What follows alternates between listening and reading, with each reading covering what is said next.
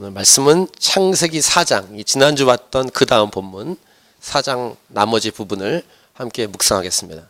창세기 4장 16절에서 26절 말씀입니다. 다 잘 지내셨죠? 네. 창세기 4장 16절에서 26절 같이 읽겠습니다. 시작. 가인이 여호와 앞을 떠나서 에덴 동쪽 놋 땅에 거주하더니 아내와 동침함에 그가 임신하여 에녹을 낳은지라. 가인이 성을 쌓고 그의 아들의 이름으로 성을 이름하여 에녹이라 하니라. 에녹이 이랏을 낳고 이랏은 무후야엘을 낳고 무후야엘은 무드사엘을 낳고 무드사엘은 라멕을 낳았더라. 라멕이 두 아내를 맞이하였으니 하나의 이름은 아다요 하나의 이름은 실라였더라. 아다는 야발을 낳았으니 그는 장막에 거주하며 가축을 치는 자의 조상이 되었고 그의 아우의 이름은 유발이니 그는 수금과 퉁소를 잡는 모든 자의 조상이 되었으며 실라는 두발가인을 낳았으니 그는 구리와 쇠로 여러 가지 기구를 만드는 자요 두발가인의 누이는 나아마였더라. 라멕이 아내들에게 이르되 아다와 실라여 내 목소리를 들으라. 라멕의 아내들이여 내 말을 들으라. 나의 상처로 말미암아 내가 사람을 죽였고 나의 상함으로 말미암아 소년을 죽였도다. 가인을 위하여는 벌이 7배일진데 라멕을 위하여는 벌이 77배 1이로다 하였더라. 아담이 다시 자기 아내와 동침함에 그가 아들을 낳아 그의 이름을 셋이라 하였으니 이는 하나님이 내게 가인이 죽인 아벨 대신에 다른 씨를 주셨다 함이며 셋도 아들을 낳고 그의 이름을 에노스라 하였으며 그때 사람들이 비로소 여호와의 이름을 불렀더라. 아멘. 설교 제목은 문명의 이기는 어떤 존재가 사용해야 하는가. 여기 이기는 좀 어려운 말인데 그러니까 문명 도구, 문명의 툴, 이것들은 어떤 존재가 사용해야 하는가. 이것이 오늘 설교 제목입니다. 성경 퀴즈 할 때 성경 퀴즈가 아니라 일반적으로 이렇게 집회할 때 모임 속에서 최초의 악기를 만든 사람 이렇게 질문하면은 답을 잘 하시는 분이 별로 없습니다. 다윗 뭐 이렇게 얘기하기도 하고 딴 사람을 얘기하는데 성경에 분명히 기록되어 있습니다. 최초의 악기를 만든 사람이 오늘 본문에 기록이 되죠. 자, 가인이 자신의 예배가 받아들여지지 않자 하나님께 분을 내고 성을 내다가 결국 예배가 받아들여진 동생 아벨을 죽였습니다. 이게 지난주 본문이죠. 자신 안에 있는 죄를 다스리라고 하나님께서 말씀하셨지만 가인은 그 죄를 다스리지 못하고 죄의 영향을 받아서 살인을 저지르고 말았습니다. 최초의 살인. 그런 다음 가인에게 저주가 내려졌는데 가인이 하나님께 간구하죠. 하나님은 가인에게 은혜를 베푸셔서 표를 주십니다. 그리고 어떤 사람들도 너를 죽지 않도록 하겠다 이렇게 말씀하신 후에 오늘 본문 16, 17절 보시면 에덴의 동쪽 놋 땅이라는 곳에 거주합니다. 그리고 거기에서 아내와 동침하고 에녹을 낳았다 이렇게 기록합니다. 그리고 거기에 이 성이라고 보통 한국말로 번역되어 있는 곳은 영어 번역으로 city입니다. 도시를 건설했다 그 말입니다. 그리고 그 아들의 이름으로 그 도시 이름을 에녹이다 이렇게 불렀다라고 기록합니다. 하나님 앞을 떠났다. 여호와 앞을 떠났다. 아주 상징적이고 중요한 메시지입니다. 하나님을 떠나버린 인생. 에덴 동쪽 놋 땅. 이 놋이라는 의미는 유랑의 땅, 유리의 땅, 방황의 땅. 원더링이라고 이렇게 방황하는 그런 의미를 갖고 있고 하나님을 떠난 것과 무관하지 않은 이름입니다. 놋이란 이름이 가인이 자녀를 낳았을 때 에녹이라고 할 때 하나님과 동행한 다음 주에 묵상할 아담의 7대 손인 에녹, 하나님과 동행한 에녹하고 다른 사람입니다. 동명이인이고요. 에녹이란 말은 받쳐진다 이런 뜻입니다. 이 가인이 성을 쌓고 그 성 이름을 에녹이라고 불렀을 때 이 에녹이란 이름, 이 에녹이란 이름을 자기 아들 이름을 따서 도시를 건설했는데 여기서 이 에녹이라는 동명이인을 생각할 때 이 대조가 되는 이 두 갈래길을 볼 수 있습니다. 일반적으로 이 믿음의 조상들의 그 구약 창세기를 특별히 보면 해왔던 일들은 제단을 쌓습니다. 알타라고 하죠. 이렇게 제단을 쌓고 하나님께 예배를 드렸습니다. 그런데 이 가인과 같은 존재는 성을 쌓았다. 도시를 건설합니다. 나중에 이제 몇 주 후에 보겠지만 바벨탑 같은 경우도 자기들의 도시를 건설하는 그런 모습입니다. 그렇기 때문에 도시가 나쁘다 이런 말을 하는 게 아닙니다. 하지만 포인트는 자기의 왕국을 건설하는가 아니면 하나님을 위한 단을 쌓는가. 즉, 이 자기의 왕국, 자기 마음대로 하려는 자기의 왕국을 건설하려는 죄인으로 사는가 아니면 하나님 앞에 나아가서 단을 쌓는 예배자로 사는가. 이런 두 갈래길을 우리에게 보여주고 있는 것입니다. 예를 들어 창세기 13장 같은 데를 보면 아브라함과 조카 롯이 나오죠. 이것도 뭐 나중에 묵상하겠습니다만 롯은 자기가 건설한 도시는 아니지만 자기의 눈에 좋아 보이는 소돔과 고모라 땅을 선택합니다. 자기가 좋아 보이는 땅을. 근데 아브라함은 하나님의 음성을 듣습니다. 네가 눈을 들어 저 들판을 보라. 그 다음에 종과 횡으로 걸어 다녀보라. 네가 밟는 땅을 내가 주겠다. 이런 하나님의 음성을 듣고 갑니다. 그러니까 하나님의 음성을 듣고 가서 아브라함이 했던 것은 제단을 쌓습니다. 예배자로. 근데 롯은 그렇게 하지 않고 자기가 좋아 보이는 땅, 소돔과 고모라 땅, 도시로 들어갑니다. 이런 두 갈래길을 계속 보여줍니다. 그러니까 이 단을 쌓았다. 이 작은 제단과 시티, 성은 사이즈가 다릅니다. 이 크기가 달라요. 전혀. 근데 상징적인 메시지고 전혀 다른 길을 가게 되고 다른 인생을 살아갈 수밖에 없다는 사실을 우리는 알게 되는 것입니다. 자, 일단 하나님 앞을 떠난 가인의 후예들이 어떻게 살아갔는가를 우리가 이제 배울 수 있는데 18절 말씀. 에녹이 이랏을 낳고 이랏은 무야엘을 낳고 무야엘은 무두사엘을 낳고 무두사엘은 라멕을 낳았더라. 자, 가인의 족보를 잠깐 정리하면 아담에서 가인에서 에녹에서 이랏에서 무야엘, 무두사엘, 라멕. 라멕도 7대 손입니다. 아담으로 시작해서. 근데 중요한 건 하나님은 이 족보를, 이 계보를 사용하지 않으십니다. 자, 오늘 본문의 맨 마지막 부분을 먼저 보겠습니다. 25, 26절. 우리 같이 읽겠습니다. 시작. 아담이 다시 자기 아내와 동침함에 그가 아들을 낳아 그의 이름을 셋이라 하였으니 이는 하나님이 내게 가인이 죽인 아벨 대신에 다른 씨를 주셨다 함이며 셋도 아들을 낳고 그의 이름을 에노스라 하였으며 그때 사람들이 비로소 여호와 이름을 불렀더라. 그러니까 가인과 아벨 그거 말고 셋이라는 아들을 다시 낳았다. 세 번째 아들을. 이 셋으로 계보가 이어집니다. 이게 믿음의 계보예요. 셋 다음에 그 다음 제너레이션인 에노스 때 사람들이 여호와 이름을 불렀다. 예배했다는 것입니다. 그 전까지는 예배가 없었다는 것이고요. 그러니까 다음 주에 묵상할 창세기 5장에 이 아담의 계보가 다시 나오는데 가인 쪽이 아니고 셋을 통해서 주신 다시 아들을 주신 세 번째 아들을 통해서 계보가 이어지는 믿음의 가문으로 다음 주 본문이 이어집니다. 무슨 말입니까? 복음 메시지예요. 두 갈래길. 성경은 계속 두 갈래길을 보여줍니다. 전혀 다른 길을. 자기 마음대로 자기 생각대로 살아간 죄인의 계보냐 아니면 제단을 쌓고 하나님의 이름을 부르며 살아가는 믿음의 계보냐. 물론 믿음의 계보 속에서도 잘못하고 실수한 일들이 벌어집니다. 근데 하나님이 선택한 계보는 믿음의 계보라는 것입니다. 그러니까 중요한 포인트. 하나님께서 택하시고 사용하는 길인가 아닌가. 라멕, 아담의 7대 손 맞습니다. 가인의 아들 에녹이 아닌 아담의 7대 손 에녹. 이들은 전혀 다른 길을 걸어갑니다. 자, 라멕의 삶을 이제 보면 19절 보시면 라멕이 두 아내를 맞이하였으니 하나의 이름은 아다요, 하나의 이름은 실라였더라. 아내 2명을 얻습니다. 아마도 라멕은 최초의 일부 다처제를 시작한 일문이 아닐까 이렇게 생각이 됩니다.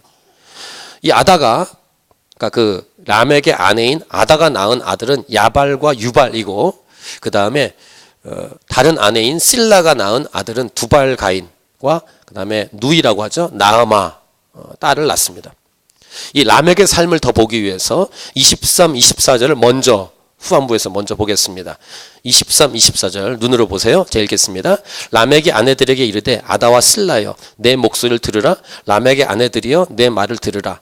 자, 이제 중요한 단어. 나의 상처로 말미암아 내가 사람을 죽였고 나의 상함으로 말미암아 소년을 죽였도다. 그러니까 라멕도 살인을 했다는 사실을 알 수 있고 24절 가인을 위하여는 벌이 7배 1인데 라멕을 위하여는 벌이 77배 1이로다 하였더라. 이게 노래 가사예요. 노래 가사를 두 아내에게 불러준 건데 노래가 이상합니다. 노래 내용이. 살인에 관한 노래입니다. 그리고 자신의 상처로 말미암아 자신의 상함으로 말미암아 이런 표현이 나옵니다. 내가 사람을 죽였다. 소년을 죽였다. 이런 표현. 자기의 오대손 할아버지 가인에게서는 벌이 7배 1인데 자신을 위해서는 벌이 77배다. 가인도 살인했고 자신도 살인했다. 이제 그런 말이죠. 이 라멕의 노래는 성경에 나오는 최초의 노래예요. 근데 최초의 노래가 노래 내용이 가사가 살인에 관한 노래예요. 지난번에 이런 말씀 나누었습니다. 죄는 죄를 낳는다. 죄의 영향력. 상처도 마찬가지입니다. 상처는 상처를 낳아요. 상처의 영향력. 그러니까 죄도 그렇고 상처도 그렇고 치유받아야 되고 끊어져야 돼요. 저는 이 라멕의 노래를 이제 청년 때 처음 성경 읽다가 라멕의 노래를 딱 보고 너무 놀랐어요. 무슨 말이냐면은 제가 10대, 20대 때 자주 들었던 노래 중에 그 퀸이라는 그 런던 록 그룹이 있습니다. 퀸을 아는 분은 나이가 좀 드신 분들 혹시 어머님 퀸이라는 록 그룹을 아시나요? 네. 저랑 비슷한 시대 아니신가요? 이 퀸이라는 이 그룹이 4인조 그룹인데 이분들이 뭐 여러 노래를 불렀습니다만 보헤미안 랩소디라는 노래가 있습니다. 이 가사하고 라멕의 노래가 이렇게 연결돼서 생각이 됐어요. 이 오페라와 락을 이렇게 같이 섞은 음악인데 소름 끼치는 신비한 화음을 냅니다.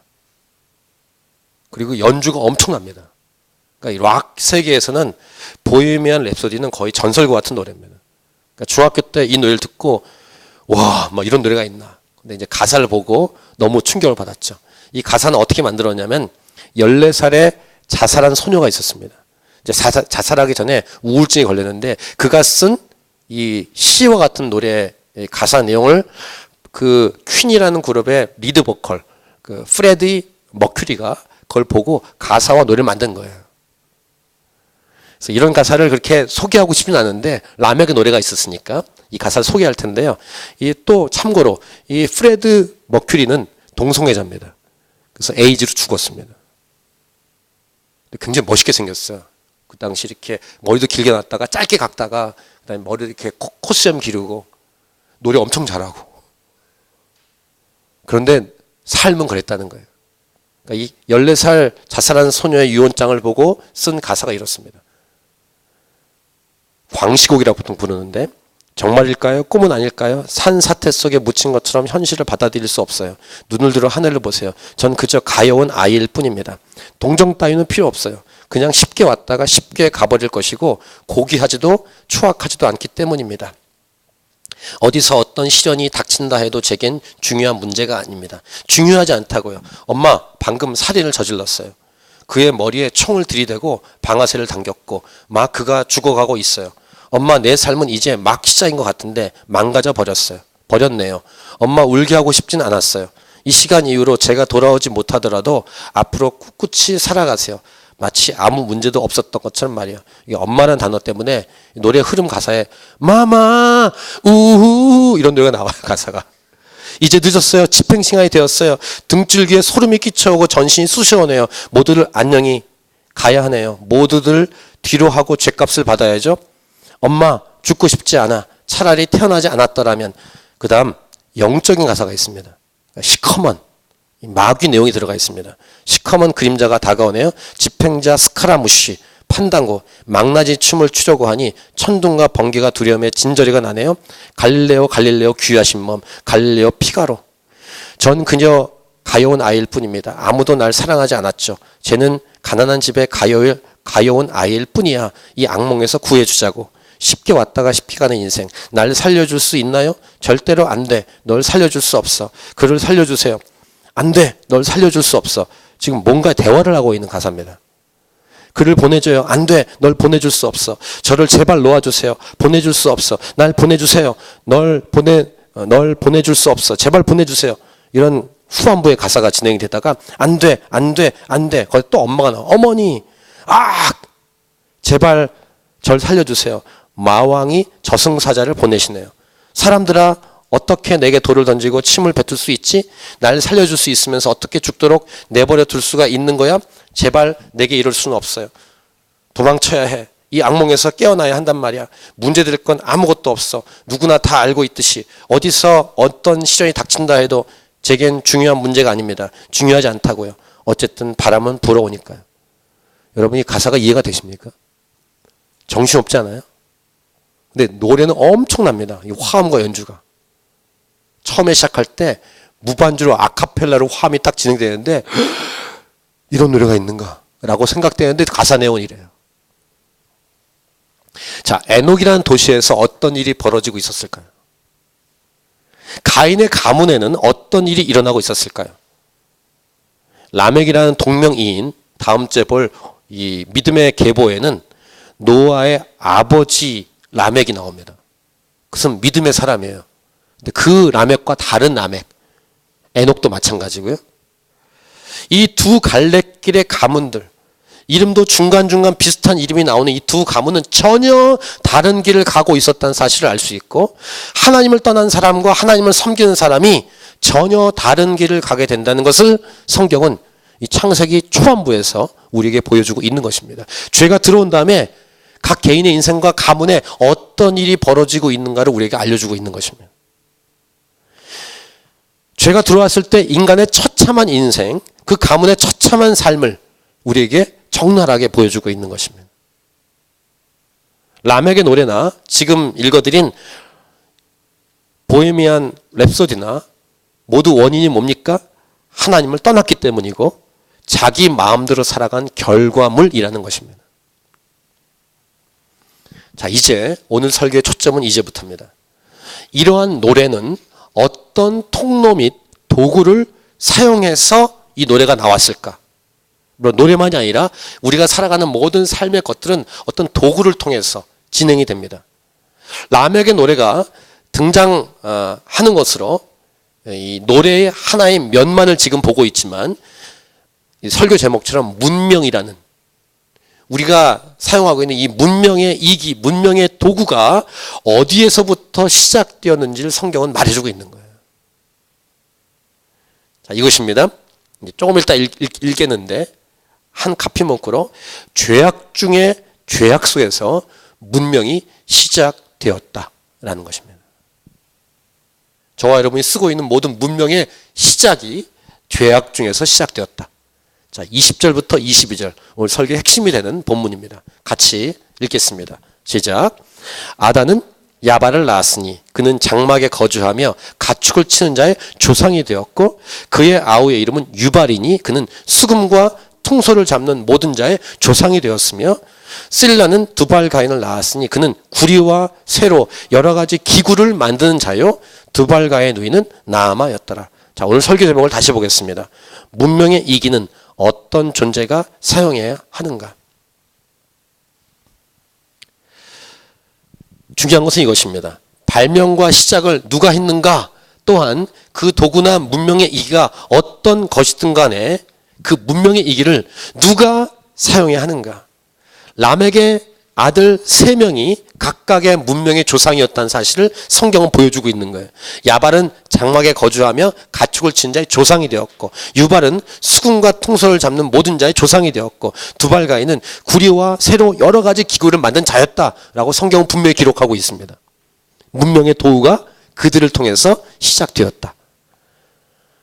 여기서 알 수 있는 것 첫 번째, 하나님을 닮은 인간은 창조력이 있어서 발명하고 만들어 간다는 것입니다. 일단은 하나님을 닮았기 때문에 뭔가를 새롭게 만들어 가요. 크리에이티브하게. 두 번째, 이 문명의 이기가 일단 가축을 치는 것, 그 다음에 수금과 퉁소, 그 다음에 구리와 쇠로 여러 가지 기구를 만드는 이런 문명의 이기가 바로 하나님을 떠난 가문에서 시작되었다는 것, 이것입니다. 일단 두 가지 팩트가 그거예요. 하나님을 닮은 인간은 죄인이어도 창조할 수 있다는 것. 그 다음 그 문명의 도구가 죄인의 손에 의해서 만들어졌다는 것. 이런 두 가지 팩트가 분명합니다. 질문. 죄악 가운데 있는 사람들이 이 문명의 도구를 가지고 무엇을 했을까라는 질문을 던져볼 수가 있습니다. 최초의 살인자인 가인은 아벨을 쳐 죽였다라고 기록합니다. 라멕은 아까 노래처럼 사람을 죽였다, 소년을 죽였다라고 기록합니다. if 만약 이 가인이나 라멕의 손에 도구가 주어진다면 아들, 라멕의 아들인 두발 가인이 만든 구리와 쇠로 만든 창이나 칼이나 망치 등을 라멕이 갖고 있었다면 라멕이 노래를 부르는데 수금과 퉁소가 주어졌다면 수금과 퉁소를 연주할 줄 아는 연주자들이 라멕의 옆에 있었다면 살인을 저지를 라멕의 옆에 있었다면 어떤 걸 불렀을까? 아까 가사 소개한 보헤미안 랩소디를 부르고 있는 퀸이라는 이 그룹의 실력은 엄청나요. 세계적입니다. 아마 이런 그룹이 또 나올 수 있을까라고 생각 정도의 엄청난 노래 실력, 연주 실력, 화음 실력을 가지고 있는 이런 실력을 가진 사람들에게 악기와 노래라는 재능을 가지고 전 세계에 어떤 내용을 퍼뜨렸습니까?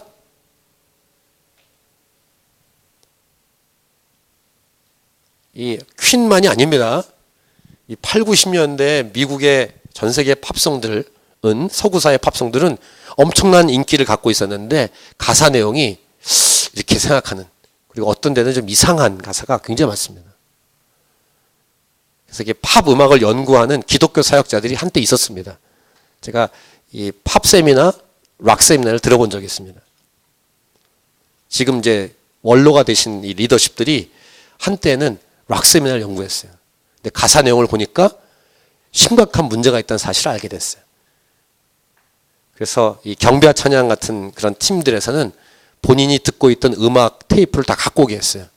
그래서 그 당시 중고등부 사람들이라면은 70년대 초반, 60년대 후반 이런 사람들이 갖고 와서 그때 중고등부 학생들이 이렇게 쌓아놓고 다 버렸습니다.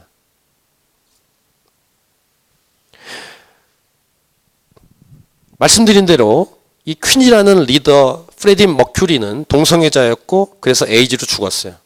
그 마음과 영혼의 상태가 어떨까요? 마치 이것은 정신병자에게 총을 쥐어준 것과 똑같습니다. 미친 사람에게 칼을 쥐어준 것과 똑같은 거예요.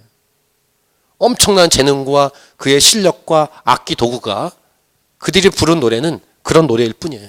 실력은 엄청 뛰어나지만 가사 내용은 라멕의 노래를 보면 라멕이 어떤 상태인지를 알 수 있는 것입니다.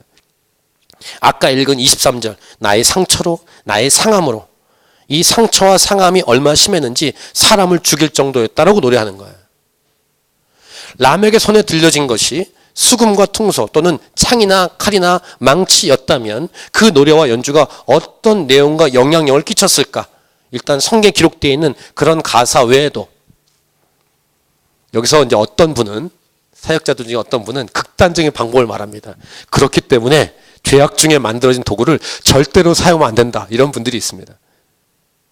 악기도 쓰지 말고 도구도 쓰지 말고 다 쓰지 말자고 말하는 분도 있어요. 지금 우리가 사용하는 모든 도구들 여기 지금 마이크가 있죠? 여러분이 잡고 있는 핸드폰들이 있죠? 여기 스피커, 카메라, 어린이 예배실에서 지금 예배할 때 쓰는 도구들, 저 부엌에 쓰는 부엌의 도구들 다 그렇게 시작된 건데 다 쓰지 말자 이런 극단적인 해결책은 좋은 해결책은 아닐 거예요. 그래서 중요한 것은 이것입니다. 수금과 퉁소 또는 창이나 칼 그런 등등을 사용할 사람이 어떤 존재이어야 할까 이것입니다. 이것이 오늘 설교의 핵심이고 우리가 삶에서 가장 중요하게 봐야 될 부분이에요.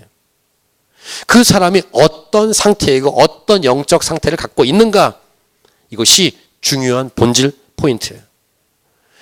우리 하나님은 그래서 어떻게 이 땅 가운데서 일하시냐면 사람을 찾으십니다.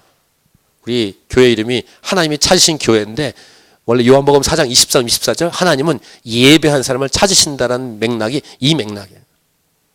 사람을 세우시고 그 사람을 만들어 가십니다. 우리로 말하면 예수님 믿게 하시고 훈련시키시고 양육시켜서 우리가 1:1 양육 공부를 하는 이유도 여기에 있는 것입니다. 가인이 아닌 다른 씨를 아담에게 하나님이 주시죠? 왜 그럴까요? 사람이 중요하기 때문이에요. 하나님은 가인 쪽을 포기하셨어요. 믿음의 가문으로 쓰지 않으십니다. 셋이란 아들을 다시 주셔서 다시 새롭게 가문을 이어가시는 하나님의 방법. 그렇게 하다 보니까 셋 다음에 나오는 아들 에노스 때부터 사람들이 여호와 이름을 비로소 부르기 시작했다라고 기록하는 것입니다. 하나님의 이름을 부른다는 것은 예배가 다시 시작됐다는 거예요. 예배의 가문, 믿음의 가문을 다시 세워가시는 하나님이십니다. 첫 번째, 이렇게 예를 들고 싶어요. 칼은 부엌에서 사랑하는 가족을 위해서 음식을 만들기 원하는 아내의 손, 엄마의 손에 붙들려 있어야 돼요. 두 번째, 망치. 예를 드는 거예요. 망치는 가족을 위해 열심히 일하는 남편의 손, 아빠의 손에 들려 있어야 돼요. 수금과 퉁소와 같은 악기는 하나님을 사랑하는 예배자의 손에 있어야 되며, 그 다음 그 악기와 음악 도구를 가지고 사람들에게 용기를 주고 회복을 시키고 위로를 주려고 싶은 사람의 손에 있어야 하는 것입니다. 문명의 이기, 문명의 도구를 통해서 사람을 살리고 일으키고 사람을 세우는 생명의 도구로 사용되어야 한다는 것. 곧 어떤 사람의 손에 있어야 하는가? 지난번에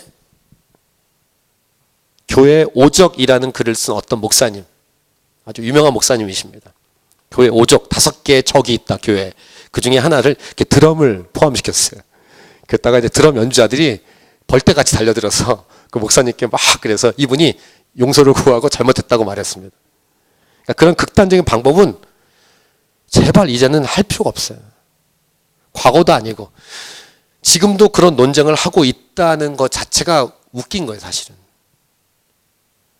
제가 주일날 설교했던 내용 중에 아주 오래전에 설교했던 우리 모임 중에서 본질과 비본질에 관한 내용을 다시 생각해 보면서 정말 상처가 많고 그 상처가 치유가 되지 않은 그 상태, 더 나아가서 예수님을 믿지 않은 상태로 그 도구들을 만졌다면, 하나님께 헌신되지 않은 연주자가 아무리 연주 실력은 좋지만 그가 그 연주, 악기를 가지고 드럼을 연주하거나 기타를 친다면 5적, 6적, 7적이 되겠죠. 그러니까 중요한 것은 기름 부음이 있는 사역자 한 사람, 곧 하나님의 손에서 준비되고 훈련된 한 사람이 정말로 필요한 시대를 우리는 살아가고 있는 것입니다. 사람을 키워야 돼요. 사람을 세워야 되고. 저도 완전하지 않습니다만 여기 호주 나이로 18살 때 기타를 처음 잡았어요. 좀 늦게 잡은 거죠. 보통 중학교 때 기타 잡는데 전 중고등학교 때 기타를 잡아본 적이 없어요. 대학교 1학년 들어가서 여기 나이로 18살 때 대학교 1학년이었는데 그때 기타를 잡게 하시고 그때는 가요를 불렀습니다. 많이 놀았죠. 근데 그런 사람을 예수님 믿게 하시고 여기까지 오게 하시는 하나님의 열심이 중요한 거예요. 제가 중요한 게 아니라 하나님이 나를 들어서 여기까지 오게 하셨다는 거. 이 기타를 들고 여러분 앞에 설 때 사람들 안에는 눈에 보이지 않지만 예배를 인도할 때 영향을 받을 수 있는 많은 것들이 있어요.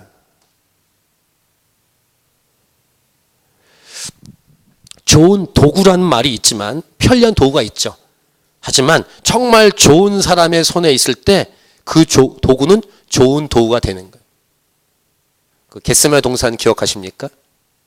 아직 베드로가 준비가 안 됐기 때문에 예수님 잡으러 온 사람들의 중에 한 명의 귀를 칼로 자르는 거예요. 잘못 사용한 거죠. 근데 베드로가 준비된 다음엔 칼을 휘둘리지 않습니다. 복음을 휘둘리지. 여러 가지 도구가 있겠지만 오늘 본문에 나오는 유발이 만든 수음과 퉁소가 많이 발전했겠죠? 악기들이. 연주하는 사람들의 연주도 많이 발전했겠죠? 그런데 이 성경의 역사의 흐름을 보다가 이 도구들이, 이 음악 도구들이 한꺼번에, 잘 들으세요, 폭발적으로 하나님을 향해 쓰이는 사건이 벌어집니다. 하나님을 향해서 그 지금까지 발전된 음악적인 도구와 연주 실력이 하나님을 향해서 다 집약이 돼서 한꺼번에 하나님께 올려드려진 사건이 등장해요. 그게 뭘까요? 출애굽기 나오는 사건. 아까 불렀던 두 번째 곡. 바로 홍해를 건넌 사건이에요. 출애굽기 14장 15장. 어떤 구약학 교수님한테 신대원 학생이 물어봤습니다. 구약학에 나오는 사건 중에서 가장 중요한 사건이 무엇입니까? 이렇게 질문했을 때 출애굽하는 사건인데 홍해를 건넌 사건이다. 이렇게 대답을 하셨어요. 왜 그럴까요? 홍해를 건너는 사건은요, 신약에 와서는 이것이 십자가를 통과하는 사건으로 해석되기 때문이에요. 참고 구절 보겠습니다. 고린도전서 10장 1절 2절. 사도 바울은 홍해를 건넌 사건을 이렇게 해석합니다. 형제들아, 나는 너희가 알지 못하기를 원하지 아니하노라. 즉 알기 원한다 이 말이죠. 우리 조상들이 다 구름 아래에 있고 바다 가운데로 지나며 모세에게 속하여 다 구름과 바다에서 뭐라고? 세례를 받고, 즉 십자가를 통과했다는 거예요. 이게 홍해를 건넌 사건이에요. 출애굽기 14장에서 홍해를 건넌 후에 15장에는 뭐가 나오냐면 노래 가사가 나옵니다. 그 노래 가사 중에 일부가 오늘 불렀던 두 번째 곡이에요. 이스라엘 민족들은 이스라엘 민요로 이걸 불러왔고, 이제 한국말 번역으로 90년대 때 자주 불렀어요. 제가 있었던 모교회인 개봉교회에서는 저랑 같이 이렇게 예배사역했던 오늘의 교회를 건너가서 이제 파워 스테이션이라는 집회를 인도했던 인도자인 형제인데, 이 형제가 이 노래를 같이 그때 인도할 때 랩을 썼어요. 내가 주를 찬송하리 이렇게 한 다음에 중간에 내가 주를 찬송하리 이렇게 해서 랩으로 바꿔서 불렀던 기억이 납니다. 그 가사 내용은 출애굽기 15장의 노래 가사예요. 어떻게 이것이 엄청난 사건이냐면, 출애굽한 이스라엘 백성의 인구가 남자만 60만 명이에요. 근데 아내들, 아이들 다 합하면 200만 명이 넘다고 추정합니다. 200만 명이 홍해를 건넌 다음에 뭐 했냐? 자기들이 갖고 있던 연주 실력과 노래를 다 총동원해서 하나님을 찬양하는데 폭발적으로 사용한 거예요. 어떻게 보면 최초의 찬양 가사가 거기 기록되는 거예요. 라멕의 노래 가사가 4장에 기록된다면, 근데 가사 내용이 그렇죠? 근데 하나님을 향한 최초의 찬양 가사가 출애굽기 15장에 등장해요. 거기다가 그 노래가 가사가 끝난 다음에 후반부에 어떤 기록이 있냐면, 여자들은요, 미리암, 아론, 모세, 이게 3남매 아닙니까? 미리암이 여성 리더십이 돼서, 우리 힐송도 한때 전설적인 리더인 달렌책 인도자가 있었던 것처럼 미리암이라는 분이 여자들과 함께 이때는 노래만 부른 게 아니라 춤을 추고 악기를 동원합니다. 그게 20절, 21절에 나오는데, 자, 출애굽기 15장 1절부터 3절 가사가 앞부분만 보고요. 그 다음에 20절, 21절을 한번 보겠습니다. 같이 읽을게요. 시작. 이때 모세와 이스라엘 자손이 이 노래로 여호와께 노래하니 일렀으되, 내가 여호와를 찬송하리니 그는 높고 영화로우시며 말과 그 탄자를 바다에 던지셨음이로다. 여호와는 나의 힘이요 노래시며 나의 구원이시로다. 그는 나의 하나님이시니 내가 그를 찬송할 것이요 내 아버지의 하나님이시니 내가 그를 높이리로다. 여호와는 용사시니 여호와는 그의 이름이시로다 하면서 쭉 노래를 불러요. 후반부 20절 21절 같이요. 시작.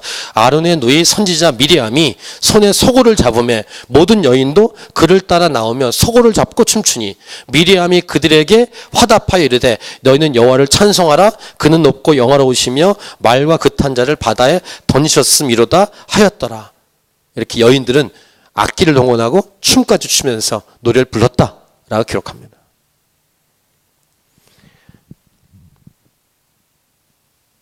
최초의 하나님을 향해서 이스라엘 모든 민족, 인구수 200만 명 이상이 되는 사람들이 광야에서 노래를 부른, 어땠을까? 그 광경이 엄청났을 거예요. 미국 뉴욕에 브루클린 태버네클이라는 교회가 있습니다.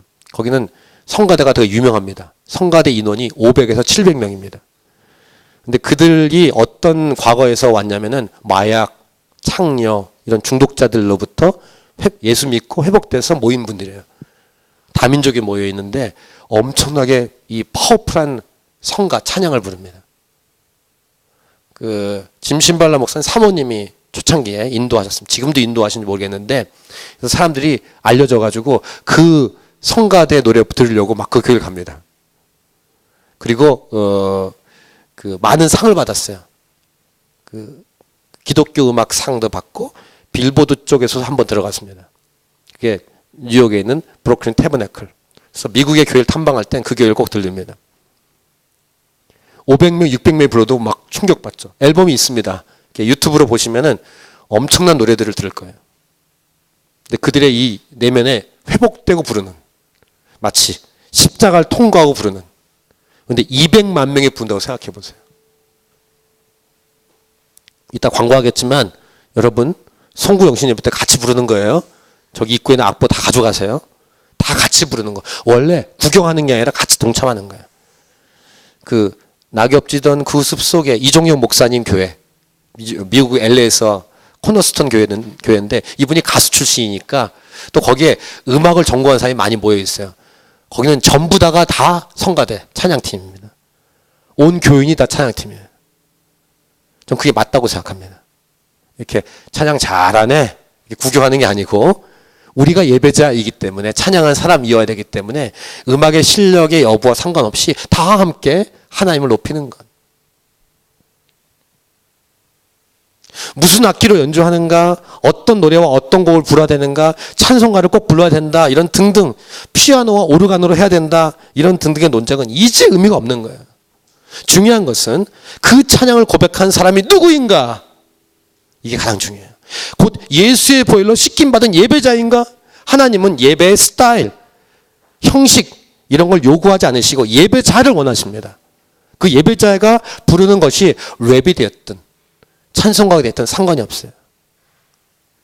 BY 같은 형제, 그 형제의 가사 내용은 다 복음이에요. 아시죠? 일반 음악 속에서 가사 내용을 랩을 막 쏟아붓는데 랩 자체가 가사가 다 보혈 얘기입니다. 어떤 예배자인가? 우리 교회의 시작 포인트가 되는, 근거가 되는 요한복음 4장 23, 24절 영과 진리로 예배하는 사람, 이러한 예배자로 서는 조건은 딱 한 가지, 예수의 십자가의 피로 씻김을 받고 예수님 믿는 사람인가? 그 한 가지입니다. 오늘 설교 제목, 문명에 이기는 어떤 존재가 사용해야 하는가, 질문을 던지면서 정리하고 기도 제목까지 함께 얘기하겠습니다. 첫 번째, 여러분에게, 나에게 주어진 도구는 무엇인가? 지금 음악 얘기만 했지만 음악만이 아니라 여러분에게 많은 도구가 주어져 있을 거예요. 두 번째, 나에게 주어진, 내 손에 주어진 도구를 나는 제대로 사용할 수 있는 존재인가? 저는 예를 들면 망치를 할 때 망치를 잘한다 이걸 얘기한 게 아닙니다. 이 내면이 영적인 상태가 제대로 되어 있는가, 준비되어 있는가, 이 질문입니다. 세 번째, 중요한 건 이제 우리 다음 세대예요. 우리 젊은이들, 10대들. 우리 다음 세대가 어떤 도구를 만지거나 어떤 도구를 만들기 전에 그 도구를 합당히 사용할 수 있는 존재인가? 이거는 우리 부모 세대가 책임을 져야 돼요. 다음 세대 중에 망나니가 나왔다 생각해 보세요. 그 다음 세대 망나니에게 어떤 도구를 쥐어줄 수 있겠습니까? 반대로 우리 다음 세대 다윗과 같은 예배자가 나왔다고 생각해 보세요. 그에게 주어진 어떤 도구라도 그는 하나님을 위해 쓸 것입니다. 네 번째, 캔버라 하나님이 찾으신 교회에게 주신 도구는 무엇인가? 그리고 우리가 소망하는 도구는 어떤 도구인가? 그리고 그 도구를 잘 사용할 준비가 되어 있는 교회인가? 이런 질문들과 함께 기도 제목으로 삼으십시오.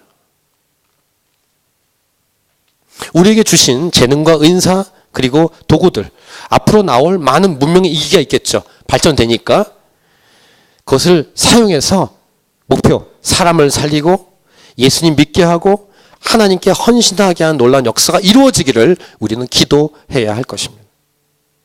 이때 아멘 하시면 돼요. 아멘. 여러분들 한 분 한 분을 통해서 우리 다음 세대들이 또한 캔버라 하나님이 찾으신 교회가 이렇게 쓰임 받기를. 우리 두 군데 말씀 읽고 우리 찬양하고 기도할 텐데요.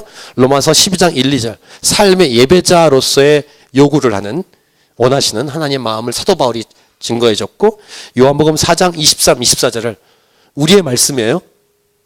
우리 읽도록 하겠습니다. 먼저 로마서 12장 1, 2절 시작. 그러므로 형제들아 내가 하나님의 모든 자비하심으로 너희를 권하노니 너희 몸을 하나님이 기뻐하시는 거룩한 산 제물로 드리라. 이는 너희가 드릴 영적 예배니라. 너희는 이 세대를 본받지 말고 오직 마음을 새롭게 함으로 변화를 받아 하나님의 선하시고 기뻐하시고 온전하신 뜻이 무엇인지 분별하도록 하라. 자, 요한복음 4장 23, 24절 우리 교회의 기초가 되는 말씀이에요. 같이 읽겠습니다. 시작. 아버지께 참되게 예배한 자들은 영과 진리로 예배할 때가 오나니 곧 이때라. 아버지께서는 자기에게 이렇게 예배한 자들을 찾으시느니라. 하나님은 영이시니 예배하는 자가 영과 진리로 예배할지니라. 아멘. 우리 찬양하고 기도하고 마치겠습니다.